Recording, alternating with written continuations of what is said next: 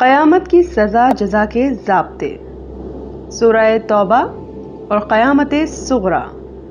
قرآن مجید اللہ تعالیٰ کے آخری نبی اور رسول صلی اللہ علیہ وسلم کی داستان انذار ہے، یعنی آپ بحیثیت خاتم الرسول سرزمین عرب میں مبعوث ہوئے اور یہاں رہنے والے دو اہم گروہوں یعنی بنی اسماعیل اور اہل کتاب کو دعوت حق دی۔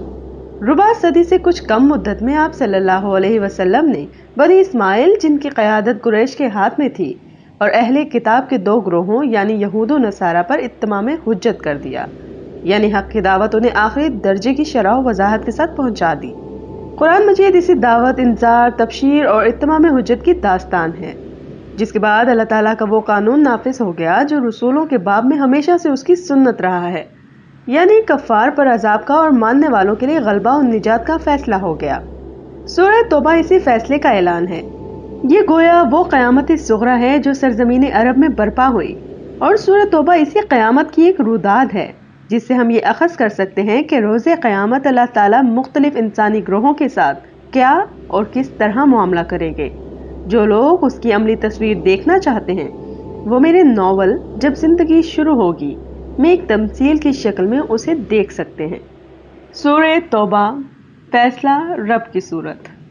اب آئیے ایک ایک کر کے ہم یہ دیکھتے ہیں کہ اس صورت میں کیا مضامین بیان ہوئے ہیں اور کس طرح وہ رہنمائی کرتے ہیں کہ قیامت کے دن اللہ تعالیٰ انسانیت کے ساتھ کیا معاملہ فرمائیں گے۔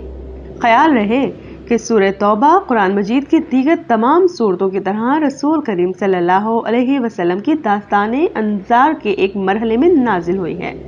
یہ گرچہ آخری مرحلہ ہے جس میں فیصلہ سنایا جا رہا ہے، لیکن ساتھ ساتھ لوگوں کے احوال، اقوال، مطالبات، معاملات، رویے، غلطیاں، گمراہیاں وغیرہ سب زیر بحث ہیں، اور قرآن مجید ایک زندہ کتاب کے طور پر ان پر تبصرہ کر رہا ہے، جواب دے رہا ہے، ہدایت اور رہنمائی دے رہا ہے، اور ساتھ میں فیصلہ بھی سنا رہا ہے۔ میں باقی ساری چیزوں سے صرف نظر کرتے ہوئے فیصلوں کو اپنی اس گفتگو کا موضوع بناؤں گا۔ اگر میں باقی چیزوں کی وضاحت بھی شروع کر دوں تو پھر یہ تو پوری صورت کی تفسیر بن جائے گی۔ یہ ظاہر ہے اس وقت میرا موضوع نہیں ہے۔ میرا موضوع لوگوں کے بارے میں اللہ کے فیصلوں کو بیان کرنا اور ان سے قیامت کے دن کے بارے میں کچھ استنباط کرنا ہے۔ سورہ توبہ کا آغاز۔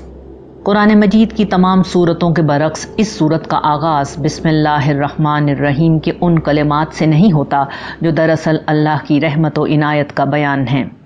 اس کی وجہ یہ ہے کہ یہ فیصلہ عذاب کی صورت ہے اور اس کے شروع میں رحمت کے کلمات بطور سر عنوان موضوع نہیں ہیں۔ یہ گویا کہ قیامت کا کنایا ہے۔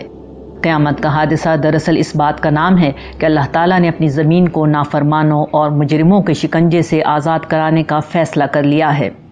اس کے لیے اسے کچھ کرنے کی ضرورت نہیں، صرف وہ اپنی اس رحمت کو واپس لے لے گا جس نے کائنات کی انتہائی طاقتور قوتوں کو انسان کے لیے مسخر کر رکھا ہے۔ چنانچہ وہ اس روز ان قوتوں کو ان کے حال پر چھوڑ دے گا۔ اللہ کی رحمت کے اٹھ جانے کے بعد نظام کائنات کی یہ قوتیں بربادی کا طوفان بن کر اس دنیا کے باسیوں پر ٹوٹ پڑیں گی اور اس دنیا کو تہہ و بالا کر کے رکھ دیں گی۔ مشرکین کا انجام۔ سورہ توبہ کے مضامین پر اگر نگاہ ڈالی جائے تو معلوم ہوتا ہے کہ یہ دو اجزاء میں منقسم ہے۔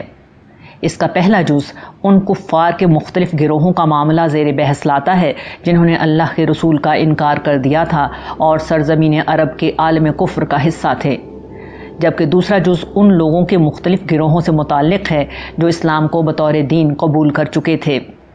آیت نمبر 1 تا 37 میں اللہ تعالیٰ اسلام کو قبول نہ کرنے والے 3 گروہوں کے حوالے سے اپنا فیصلہ سناتے ہیں۔ پہلا گروہ بنی اسماعیل کے مشرکین عرب کا ہے۔ یہ وہ لوگ تھے جو دین شرک پر قائم تھے، نہ صرف عملاً شرک کرتے تھے بلکہ اعلانیہ یہ تسلیم کرتے تھے کہ اللہ کے ساتھ کئی اور شرکاء ہیں۔ ظاہر ہے کہ یہ سنگین ترین بات ہے جو اللہ تعالیٰ کی بارگاہ میں بدترین گستاخی ہے۔ چنانچہ سورت کا آغاز اسی گروہ کے ذکر کے ساتھ اور اس فیصلے کے ساتھ ہوا ہے کہ اللہ تعالیٰ نے ان سے اعلان برات کر دیا ہے۔ ان مشرکین کے ساتھ امن کے تمام معاہدات ختم۔ 4 مہینے کی ایک مہلت ہے جس کے بعد مشرک جہاں پائے جائیں گے مارے جائیں گے۔ آیت نمبر 5۔ ان کے کفر و سرکشی کی سزا یہ ہے کہ اللہ انہیں مسلمانوں کے ہاتھوں عذاب دے گا۔ آیت نمبر 14۔ اور مشرکین مسجد حرام سے بے دخل کر دیے جائیں گے۔ آیت نمبر 28۔ یہ دنیا میں کفار و مشرکین کے لیے عذاب کا فیصلہ ہے، جبکہ قرآن مجید کے دیگر مقامات سے معلوم ہوتا ہے کہ ان سرکشوں کو قیامت کے دن زیادہ بڑا عذاب دیا جائے گا۔ یہ جہنم کی وہ ابدی سزا ہے جو ہمیشہ ان کا مقدر بن کر ان کے ساتھ رہے گی۔ اہل کتاب کے کفار کا انجام۔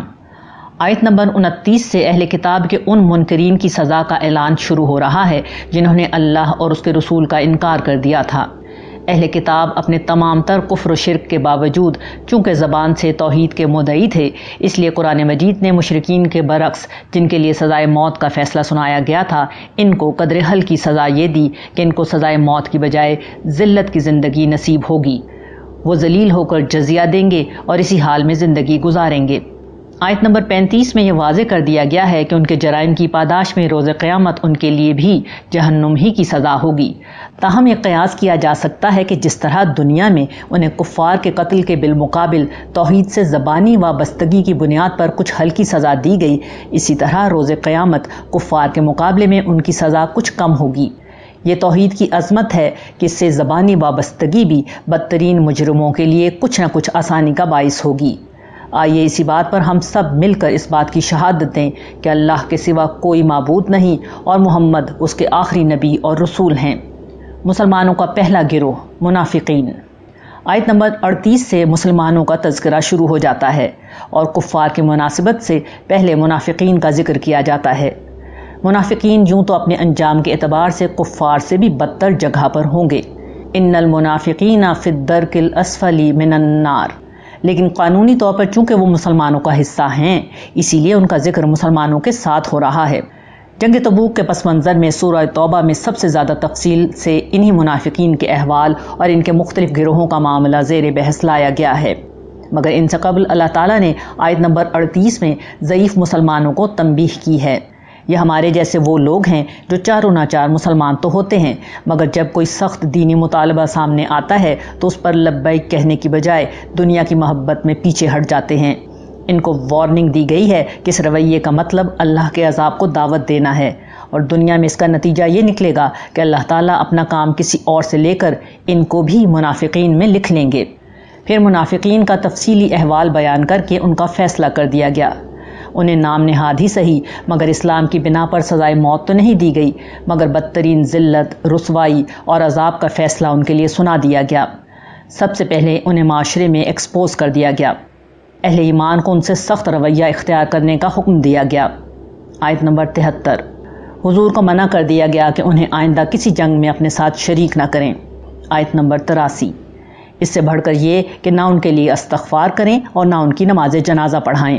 آیت نمبر 84، پھر اس سلسلہ بیان میں جگہ جگہ آخرت میں ان کے لیے بدترین عذاب کا اعلان کیا گیا ہے۔ آخر میں اللہ تعالیٰ نے مخلص مسلمانوں میں سے 3 گروہوں کو لے کر ان کا معاملہ بیان کیا ہے۔ پہلا گروہ السابقون الاولون مسلمانوں کا ہے۔ یہ ایمان اور عمل صالح کے ہر مطالبے میں سبقت لے جانے والے مسلمانوں کا گروہ ہے۔ یہ مہاجرین و انصار اور ان کی بہترین اتباع کرنے والے وہ لوگ ہیں جن کو دنیا ہی کی زندگی میں اللہ کی رضا کا پروانہ اور جنت کی ابدی بادشاہی کی نوید سنا دی گئی۔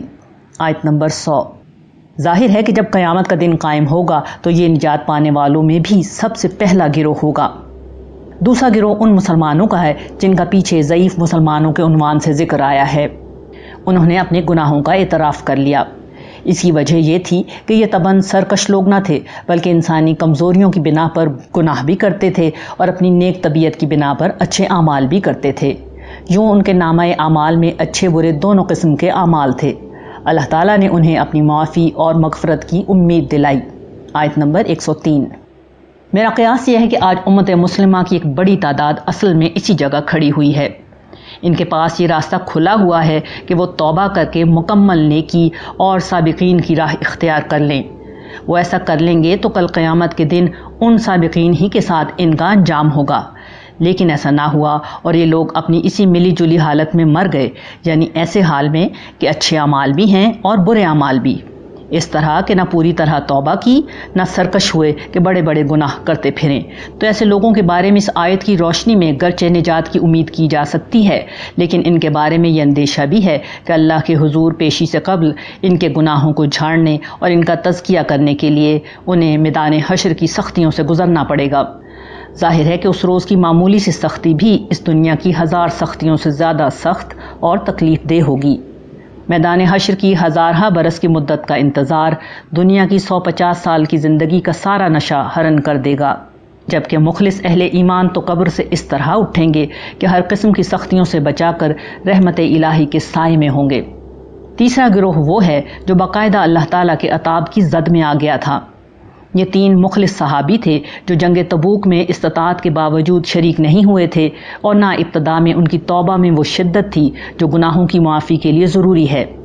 چنانچہ ان کا معافی کا معاملہ مؤخر کر دیا گیا، لیکن جب انہوں نے صدق دل سے توبہ کی تو اللہ تعالیٰ نے انہیں بھی معاف کر دیا۔ قیامت کے دن یہ معاملہ ان مخلص مسلمانوں کا ہو سکتا ہے جن کی نیکیاں اپنی جگہ، لیکن ان سے بعض سنگین غلطیاں ہو چکی ہوں گی اور انہوں نے دنیا میں ان غلطیوں کی توبہ مطلوبہ طریقے پر نہیں کی ہوگی۔ نتیجہ یہ نکلے گا کہ انہیں اللہ تعالیٰ بالکل نظر انداز کر دیں گے، اور دوسرے گروہ کے برعکس ایک طویل عرصے کے لیے انہیں میدان حشر کے بدترین حالات بھگتنے کے لیے چھوڑ دیا جائے گا، جس کے بعد ان کے اخلاص، ایمان اور نیکیوں کی بنا پر ان کی معافی کا امکان ہے۔ لیکن یہ ایک انتہائی سنگین رسک ہے جسے لینے کا کوئی سنجیدہ مسلمان تصور بھی نہیں کر سکتا۔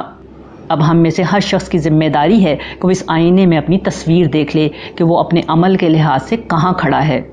اس کا عمل اسے بتا دے گا کہ کل قیامت کے دن بالکل متعین طور پر اس کے ساتھ کیا ہونے جا رہا ہے۔ اس کے بعد اپنی فکر کرنا نہ کرنا اس کا اپنا کام ہے۔